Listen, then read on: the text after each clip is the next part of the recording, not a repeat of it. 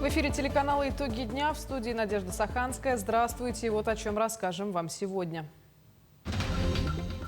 В рамках российско-китайского экспо в Харбине прошел международный форум Якутия и провинции Китая. Подписаны новые соглашения. Ледоход на реке Лени проходит по территории Якутска, а также Алекминского, Усть-Алданского и Намского районов. Часть территории остаются подтопленными. Стихия против логистики. Борьба за каждый метр в дороге в зоне СВО. Как водители машин справляются с капризами погоды в зоне специальной военной операции. Более 8 тысяч школьников Якутии в этом году примут участие в едином государственном экзамене. Основной период ЕГЭ стартует в начале июня. Произведения мирового оперного репертуара вновь на сцене Театра оперы и балета Республики. Проходят последние репетиции оперы «Богема».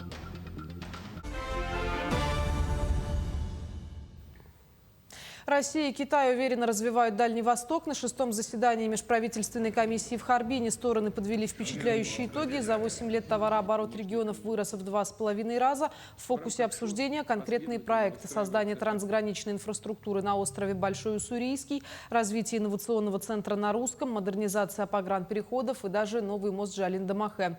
Особый интерес вызвал проект Якутии – международный коридор Мохэ-Найба, который соединит железную дорогу, речной порт на Лени и глубоководную гавань в море Лаптевых. Грузы из Харбина в Роттердам смогут доставлять за 22 дня. Это в 1,5 раза быстрее и на 10% дешевле, чем через Суэцкий канал. В рамках российско-китайского экспо в Харбине прошел международный форум Якутия и провинции Китая. В работе форума приняли участие губернатор провинции Хэйлунцзян Лян Хуэйлин, представители МИД России, а также муниципалитетов, бизнеса и общественных организаций Якутии и Китая. Стороны обсудили развитие уже сложившихся отношений, запуск новых совместных проектов по ключевым направлениям сотрудничества. На сегодняшний день 19 муниципалитетов Якутии установили побратимские связи с 23 территориальными образованиями Китая, от уездов до крупных городских округов. Этот список продолжает расти. Итогом деловой программы форума стала торжественная церемония подписания новых двусторонних соглашений. Выставка достаточно сбалансирована. Есть и наша техника, наши вертолеты, наши технологические достижения. Но это надо продолжать. Надо продолжать обмениваться технологиями, потому что технологии, собственно говоря, создают возможность развития стран в современном мире. Все 8 человек, находившиеся на борту самолета Ан-2, совершившего жесткую посадку у поселка Теплый Ключ, самостоятельно добрались до населенного пункта и находятся в безопасности. На место сразу выехали 2 медицинские бригады, реанимационная и хирургическая, из Тампонской райбольницы. Врачи осмотрели всех пассажиров на месте. Один мужчина с ожогами госпитализирован. Его состояние оценивается как средней тяжести, но угрозы жизни нет. 3 пострадавших получили помощь и будут лечиться амбулаторно. Остальным медицинская помощь не потребовалась. 2 человек для дальнейшего наблюдения отправили в Хандагу бортом санавиации. С приходом большой воды у жителей пригородов Якутска возникают большие проблемы. Их дворовые территории затапливает. Сегодня на территории городского округа несколько микрорайонов и сел остаются подтопленными. Наша съемочная группа отправилась туда, где река показала свой нрав. Резиновые сапоги и моторные лодки стали спутниками жителей села Тулагина. Все из-за того, что главная водная артерия Якутии вышла из берегов. Протока, находящаяся неподалеку от частного сектора, и затопила дворовые территории села. Паводок 2026 проходит, я бы сказал, не сложная, но в то же время непростая. Мы готовимся капитально. Подтопленные, да, вот вы как сами видите, именно подтопленные дома, имеется в виду вода, чтобы в это вошла в дом, таких большой радости не имеется. Здесь Тулагино-Кильдянской, непосредственно улица Улунавская. Всего у нас на слеге 18 участков, которые попали под топление. Накануне в Тулагино-Кильдямском наследии были открыты пункты временного размещения населения, а также были подготовлены вещи первой необходимости. Для домашнего скота была организована стоянка на возвышенности. По информации местной администрации, за последние часы уровень воды пошел на спад, что дает надежду на уход воды с дворовых территорий. Мы проводим в первую очередь оповещение с вручением памяток и дворовой обход проводим. Потом Организовываем 4 группы. Группа оповещения, группа отгона крупного рогатого скота, группа пункта временного содержания, ну и сама администрация, которая организовывает полностью все мероприятия. Сегодня мы закрыли пункт временного размещения по распоряжению штаба. Между тем, спад уровня воды отмечается на территории всего городского округа. По состоянию на 16 часов 19 мая у села Тулагина уровень воды снизился на 10 сантиметров за 4 часа и составил 1149 сантиметров при отметке опасного явления в 1207 сантиметров. У нас в этом году ледоход, конечно, сложный такой выдался, да. Потопление у нас произошло в промышленном округе, это Даркалавский микрорайон. Там у нас потопление домов есть, дворовых территорий, уточняю, дворовых территорий, да. Ну и, соответственно, вот в селе Тулагина тоже есть участок у нас, Лунавская улица, где потоплению тоже дворовые территории подвергнуты. Ну и, соответственно, в селе Капитоновка дворовые и Кангаласах. Движение ледохода на север продолжается. Якутский гидрометеоцентр выпустил консультацию о неблагоприятном гидрологическом явлении на ближайшие сутки. Согласно ей, ожидается прохождение наивысшего уровня весеннего половодья до отметки 990-1030 сантиметров в районе гидропоста Графский берег в Намском Улусе. При худшем раскладе при образовании заторов льда на Лене уровень воды повысится до 1040-1080 сантиметров. Сохраняется вероятность выхода воды на пойму и затопления пониженных участков, расположенных на отрезке Партизан, Намцы, Цыганах Намского района. Вероника Таюрская, Иван Сорокаумов, Тулагина. В Намском районе вода действительно продолжает испытывать людей на прочность. Число потопленных дворов выросло до 17. Затронуты села Едейцы, Партизан, Мадут и Намцы. Чтобы дети не теряли учебного ритма, в 5 школах организовано дистанционное обучение, а Едейскую школу временно перевели в безопасное помещение на базе соседней. Более 70 жителей Партизана уже эвакуированы. Скот заранее отогнали в укрытие, а пункты временного размещения готовы принять всех, кому это понадобится. Тем временем на реке Лени идет активный ледоход. Спасатели проводят взрывные работы, чтобы не допустить заторов, а дополнительные силы МЧС усилили мониторинг.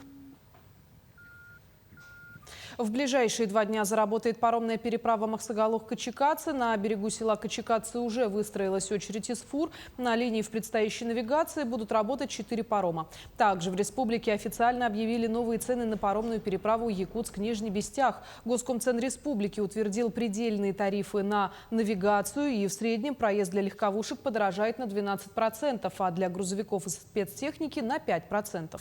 Важно понимать, что это потолок, выше которого перевозчики поднимать цены не имеют права, а итоговая сумма зависит от того, сколько места машина занимает на палубе. Пассажирские билеты тарификации не подлежат. Их стоимость компании определяют самостоятельно. Также с 19 мая снижены тарифы на перевозку пассажиров на судах на воздушных подушках по маршруту Якутск-Нижний Бестях. Стоимость проезда теперь составляет 3000 рублей. Суда на воздушных подушках выполняют рейсы ежедневно с 7 до 20 часов. Из Якутска они направляются со станции Намыв, расположенной в 204-м микрорайоне.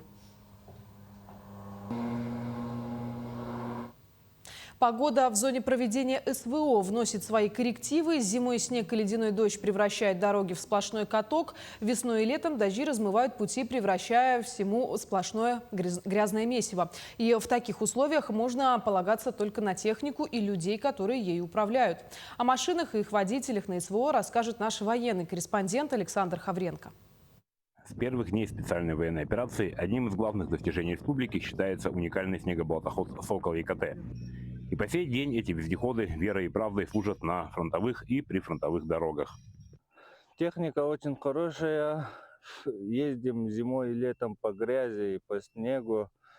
Грузоподъемность отличный. Увозим личный состав солдатов, также БК, боеприпасы и продукт питания, эвакуация раненых. Ни разу не подвела. Но какой бы отличной ни была техника, без умелого водителя не обойтись. Боец с позывным «Сафари» на СВО успел поездить на разных видах транспорта. От мотоцикла и китайского мотороллера до «Сокола» и других вездеходов. И не раз внимательность и профессионализм водителя спасали и машину, и бойцов, которые ехали на ней. И вот сколько мы ездили туда, раз 5, наверное, по дороге. Хотя саперы проходили, расчищали.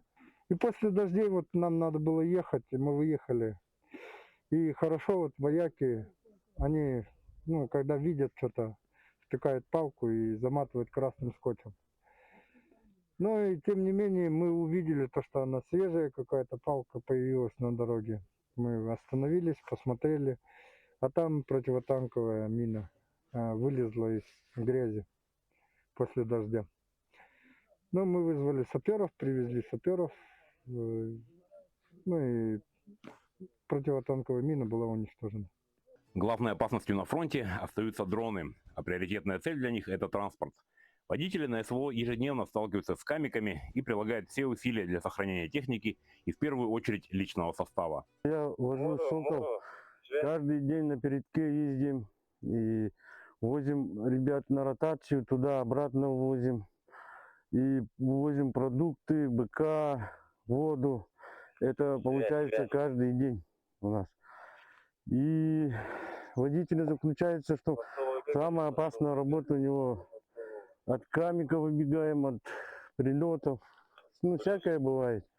Но камики, когда прилетают, они у нас вот помогает рэп. Когда мы возили ротацию, ну, своих пацанов на передок, хорошо, мы привезли их, там оставили, потом на обратном пути нас камик ждал. И мы, когда ехали, он вылетел и на нас летел, мы как бы рэбом и своими автоматами его как бы уничтожили. Большую помощь водителям оказывают бойцы из сопровождения. Находясь в движении, они производят контроль неба и в любой момент готовы отразить атаку с воздуха. Автоволокно, это рэп не работает. Да, дробовик вот. Дробовик на камика, а автомат для этого ударного крыла. Без водителей и техники работа на фронте невозможна. Каждый из них понимает высокую ответственность, ведь от его умения и мастерства зависят жизни десятков бойцов на передовой. Александр Хавренко из зоны СВО специально для телеканала «Якутия-24». 12 ветеранов специальной военной операции за свою службу от имени главы Якутии награждены якутскими ножами. Их получили бойцы добровольческого отряда «Барс-2», которые являются частью батальона «Ботур». С первых дней начала спецоперации они выполняли и продолжают выполнять важнейшие тактические задачи на передовой. В зоне СВО якутский нож является символом мужества и отличительной чертой бойцов из Якутии. Вместе с тем это поддержка от региона и его жителей, которые также помогают им всем необходимым. Да, вот от нашей республики, это, взять, скажем, самая лучшая помощь по всей России именно от нашей республики. Приходила гуманитарная помощь с Якутска, движение «Внуки победителей». Мы от них получали и сетки, ну и все самое необходимое на фронте. Там одежда, какие-то средства личной гигиены, вкусняшки. Ну вот, разная была помощь. Тыл всегда нам помогал. Ну и помогает до сих пор. В рамках приближающегося Дня полярника в Якутске прошла встреча со студентами транспортного кластера для обсуждения будущего логистики Севера. Поприветствовать их прибыли президент регионального отделения Ассоциации полярников России Елена Голомарева и министр по делам молодежи и социальным коммуникациям Якутии Петр Шамаев. На встрече отметили важность их профессии в поддержании и развитии наземных, водных и воздушных путей. Особенно это важно для арктических и северных районов республики. Студенты могли задать интересующие их вопросы как о своей работе, так и о ситуации в Якутии в целом, а также предложить свои идеи и решения задач. Наша республика сегодня имеет масштабные программы развития, начиная от развития Тикси-Найба. Это мы ждали долго этого момента. И по всем арктическим улусам развитие промышленности. Сегодня мы должны услышать молодежь, какие у них планы на будущее, что они знают, и помочь, значит, возможно, в будущем выехать на эти территории, работать, развивать свою республику. В Якутии завершается подготовка к проведению единого государственного экзамена. В этом году итоговую аттестацию пройдут более 8200 выпускников. О том, как школьники готовятся к одному из самых ответственных этапов, в следующем сюжете.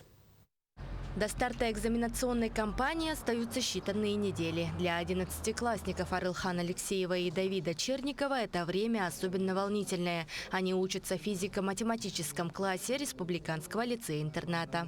Я в этом году сдаю русский, профильную математику и физику. Я хочу сдать суммарно на 260 баллов и больше. Я хочу поступить в Москву или в Казань по направлению робототехника и мехатроника и в дальнейшем работать по этой отрасли. Всего из лицея в этом году выпускаются 139 учеников. Выпускники активно готовятся к экзаменам, ежедневно решают задания и повторяют сложные темы вместе с учителями. Впереди итоговые испытания, от которых зависит поступление в вузы. В этом году я сдаю из выборочных предметов это физику и информатику, так как у нас лучшие учителя республики, то у нас подготовка идет очень хорошо. Я думаю, что мы достаточно хорошо готовы к экзаменам.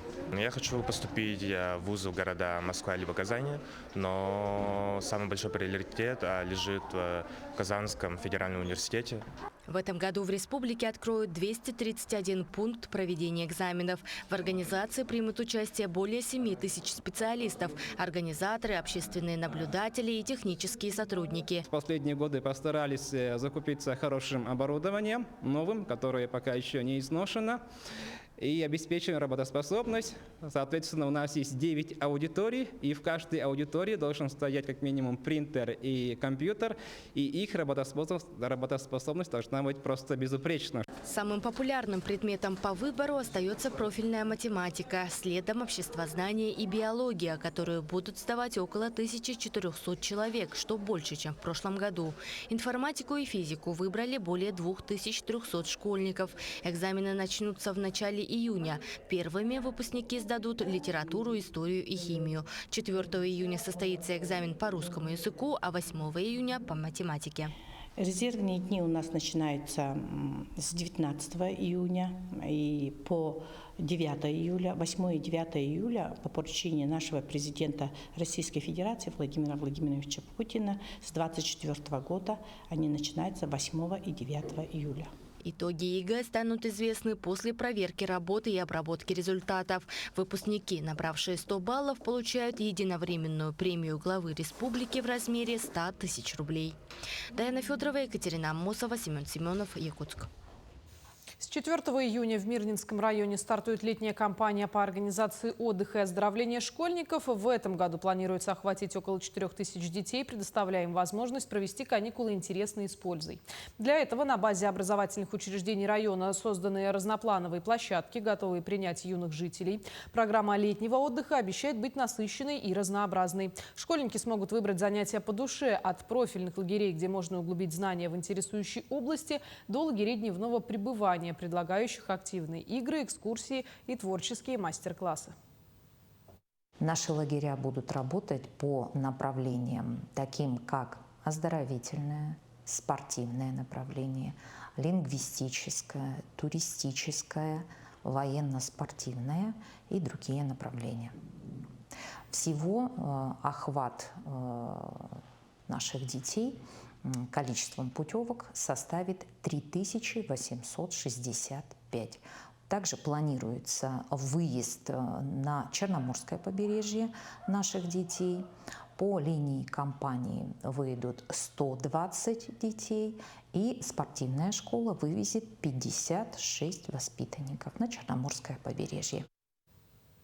Париж, латинский квартал, шумные мансарды и большие мечты. На сцене театра оперы и балета оживает мир легендарной оперы «Богема». Как рождается одна из самых трогательных опер мирового репертуара и что остается за кулисами перед выходом на сцену, знает Петр Васильев.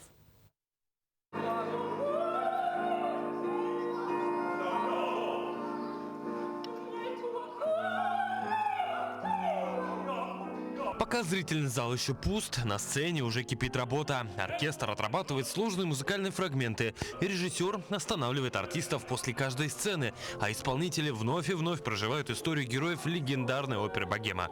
В театре оперы и балета продолжаются последние репетиции перед грядущим показом. Когда поворачивается круг, уже ты должен здесь дойти не оттуда, а оттуда, где пойдешь. Это история молодых людей, живущих в Париже 19 века. Поэт Рудольф, художник Марсель, музыкант Шанар и философ Каллен делят одну мансарду. Спорят об искусстве, шутят, мечтают о будущем и пытаются выжить в бедности. Но в центре сюжета трогательная история любви Рудольфа и Мими, которая постепенно превращается в драму. Это такой персонаж, да, это молоденькая девушка, которой суждено умереть, не прожив еще жизнь, да. Поэтому трактовать, конечно, сложно, но мы очень стараемся. У нас премьера была сравнительно недавно, в прошлом году, поэтому мы с удовольствием ждем встречи с якутским зрителем. Особое внимание в постановке уделяет музыкальной части. Опера наполнена знаменитыми ариями и дуэтами, а эмоциональные сцены требуют от артистов не только вокального мастерства, но и серьезной актерской работы. В любой постановке, неважно даже богема, не богема, любая опера, я считаю, что в каждой опере, в любой постановке есть какой-то скрытый смысл. Даже если человек приходит, он в целом не особо понимает сюжет, особенно иностранный, когда язык итальянский, немецкий, там, английский, французский. Титры помогают, да и в целом картинка всегда ясная, на сцене режиссеры тоже с этим справляются. Всегда есть какой-то смысл. Ты всегда на сцене видишь свой быт, свою жизнь. Даже не буквально иногда, а замысловато, но ты ее видишь. Ты переосмысливаешь, ты, может быть, какие-то ситуации в своей жизни потом по-другому будешь воспринимать, по-другому будешь их не то что обыгрывать, но переживать. «Богему» называют одной из самых человечных опер в истории музыки. Здесь нет королей или мифических персонажей, только обычные люди, их чувства, ревность, мечты и страх потери. Именно поэтому постановка остается близкой зрителям разных поколений. И уже совсем скоро зрители смогут увидеть историю, которая более века остается символом молодости, свободы и настоящих чувств. Петр Васильев, Нюргун Старостин, Якутск. Во Владивостоке прошло ежегодное мероприятие «Саха-фест», целью которого является сплочение якутян в Приморском крае. Студенты из Якутии провели игры по станциям, рейв под открытым небом, выявили претендента на номинацию «Саха года», а также провели розыгрыш ценных призов. Подробности расскажет Иннокентий Кычкин. Прямо сейчас я нахожусь на базе отдыха «Россиянка» на ежегодном мероприятии «Саха-фест», организуемой якутской студенческой организацией «Кескиль». Программа мероприятия состоит из игр по станциям, концертной программы, а также фуршета.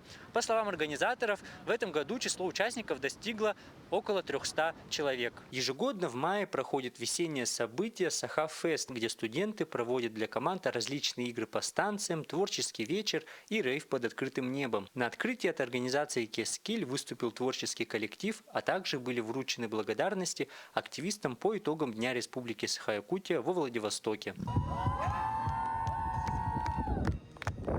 Общественный совет по традиции поддерживает студентов, принимает участие в организационном плане.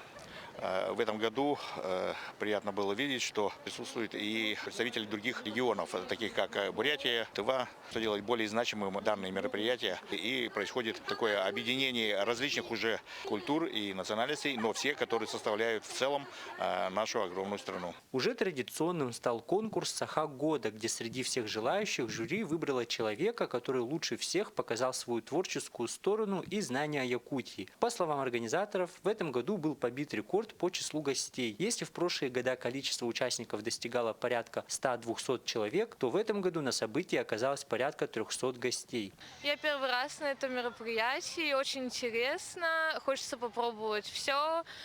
Очень нравится то, что это достаточно масштабное мероприятие, оно объединяет не только людей с Якутии, но и из других регионов.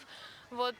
Интересно посмотреть, что будет. Друзья очень звали, я решила, что нужно попробовать, что это и как это. Особенность этого года в том, что мероприятие проводилось без привязки ко Дню Республики Саха-Якутия. Символичным стало и то, что событие в год Единства народов России охватило гостей не только из Якутии, но и из Бурятии и Тывы, по итогу став межнациональным.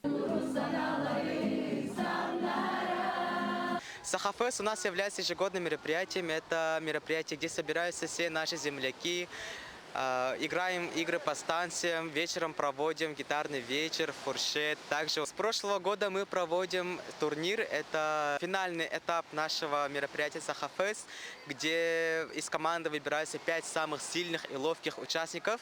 И они играют, получается, в турнир, состоящий из 5 этапов. Саха-фест – это яркое мероприятие, объединяющее якутян и гостей из разных уголков России. Здесь каждый может весело и с душой провести время на берегу Японского моря, наслаждаясь атмосферой студенческого единства. Иннокентий Кычкин, Владивосток.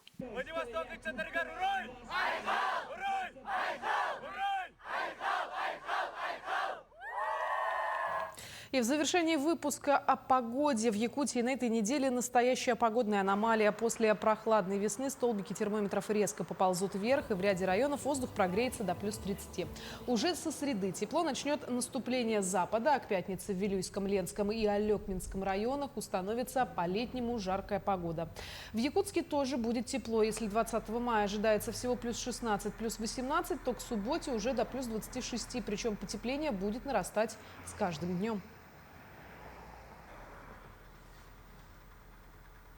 К этому часу все. Таким увидели этот день наши корреспонденты. До встречи в дальнейших эфирах.